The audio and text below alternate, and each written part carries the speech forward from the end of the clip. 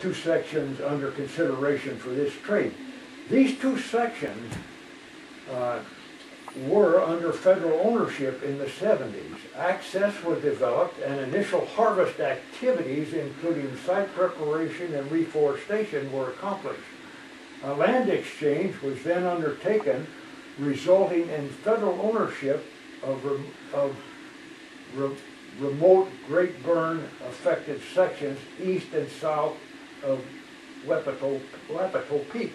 In here, in other words, in this, what they call the Great Burn area. They exchanged these developed lands for this, and that's why you don't see the checkerboard pattern there. It was exchanged. And so these sections obtained by the Forest Service were probably characterized by small diameter, low lodgepole pine or seral brush field, while those given up, these areas here, contained high value old growth timber with only limited post-harvest. And so when they were exchanged to DAW, then DAW went in and they clear cut it. They took all the stuff that had been left for multiple use purposes, like old growth and this, and the size of openings and this kind of stuff. All your burning and planting that had been done, no consideration given in the appraisal process for what was done on behalf of the public, what was expended on behalf of the public. And similar to the beaver block, because that was all under management, and now, and when Potlatch got it, right in the environmental impact statement, they say, if we get that within 10 years, we will have harvested 80 million board feet of timber. That was an underestimate, I'm sure, but it was agreed to. I mean, that was their upright plan.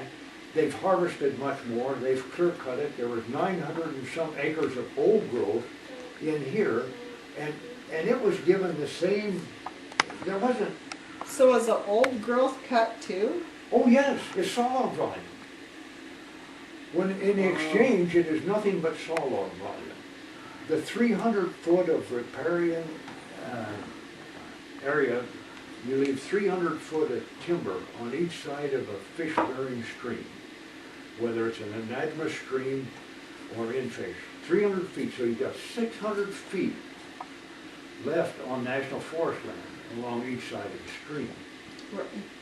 And that essentially goes for sawlog volume, except they will consider, okay, the best management practices in the state of Idaho require much less. Do you know how much, do you know what the footage is under? I think it's 75% shade has to be left along the riparian areas. Of course, I spent my career in fire behavior, and I was on a national incident management team for 23 years as a fire behavior analyst. And I can tell you that when fire burns in these areas and in the wilderness areas, and it burns the hottest in these riparian areas. Why? Because there's more fuel there. Trees are fuel on a large fire. Right. And then in these wilderness areas, I've seen tremendous erosion when hydrophobic conditions of the soil, and you get a rain on there, and it just takes the topsoil clear out. So an upper lock saw with all the slash that's laying up there and that burns, will it destroy the soil that's there and cause erosions up there that the taxpayers will end up having to repair? It can, is that part of what they're calling restoration? It can very much restore, yeah. The word restoration really gets to me because fire is cyclic in the Intermountain West. So what part are you restoring? Are you restoring the timber or the brush? And of course, when you don't manage when fire goes on the landscape, nature manages it, and nature can be very, very harsh. And a typical example of that took place somewhere in this area here, the Toboggan area. on what was called the Pleasant Fire in 2003. It happened on the Powell District. And I have pictures showing tremendous erosion that occurred from that wildfire, which was allowed to burn within a certain confines. So when you have this kind of area, anywhere where fire can play its natural role, you do not have control of when the rains occur. And when they occur, can be, I guess the best thing I can do is give an example from my career on a fire called the North Hills Fire, which occurred just north of Helena, Montana. You could see it from the Capitol building. It started outside of the wilderness area, the Gates of the Mountains wilderness. It burned across the Missouri River, jumped up into the Gates of the Mountains wilderness area, burning some areas near some development up a creek called Beaver Creek.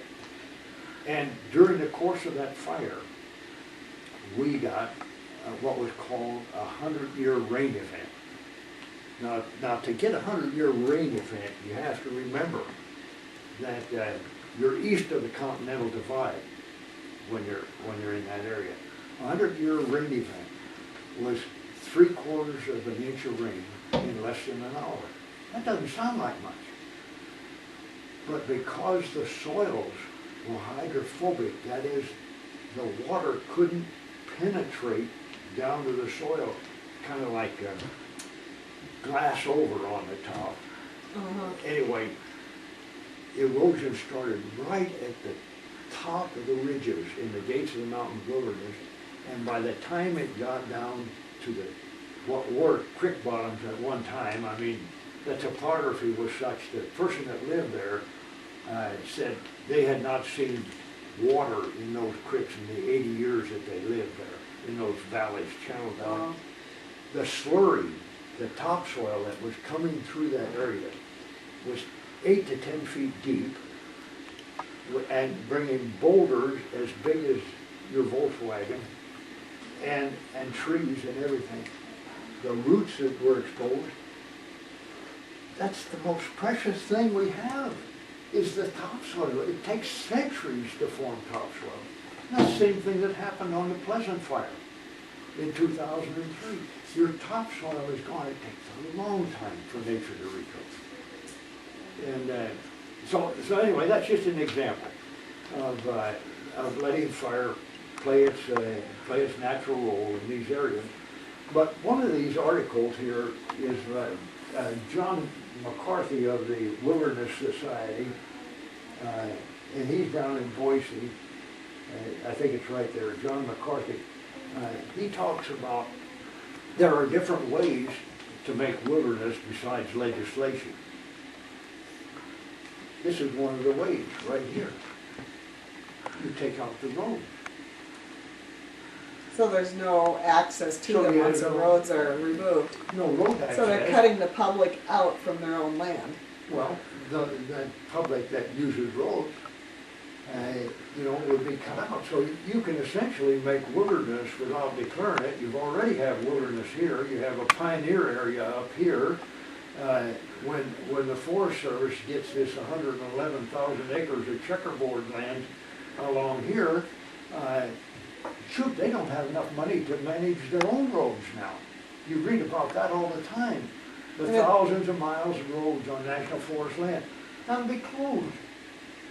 And currently, roadless area. Currently, the public through the Forest Service owns 110 million acres, is what I read. Well, I don't know how much, I can't stay up on that because it changes so rapidly, but we just, anyway, here, that's kind of the situation that we see developing. If this land is exchanged for isolated, difficult to manage land on the Palouse and the Nez Perce. And that kind of brings us up to my other thoughts about this land exchange. Yeah, some of the lands that are right on Highway 41 in northern Idaho are within 2 miles of town. Yeah. there are other And exchanges. they call them isolated. They're not isolated. Very, very few of these, very few parcels are isolated at all. It brings me to the thoughts that I've had about land exchanges. I think everything that is done legally, according to law. But you uncovered a GAO. Yes.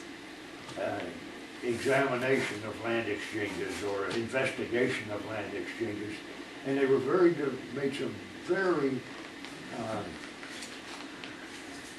what do you say, pointed remarks or Yes, yeah. about what should be changed. Yeah, government accounting office Yeah. report. Yeah. And that was 10 years ago, and nothing's been done. Does that surprise you? No, Doesn't surprise me, because where do these exchanges start? I go back to an old axiom that a friend of mine, Ed Heilman, retired aviation and fire management and aviation on the regional office. He had 10 axioms when he retired, Kathy. And the first axiom was, all big decisions are political. And land exchanges makes me a believer of his axiom, because when you have millions of dollars involved like this, it starts at the very top. And that's with our elected officials in the Washington office. yeah, we've tried repeatedly to ask Mike Crapo and Rish and Minnick how they feel about this land exchange and if they're gonna support the people, because the majority of the people do not want this land exchange, and they repeatedly refuse to back the people. So let's discuss a little detail about the land exchange. You want to do that? The Upper Locksaw Exchange, as far as the Palouse District is concerned. Hey, let's look at some timelines related to the Locksaw Exchange that I put together, and I know you can fill in a lot of places, because you gals on the Friends of the Palouse. Let's hold that.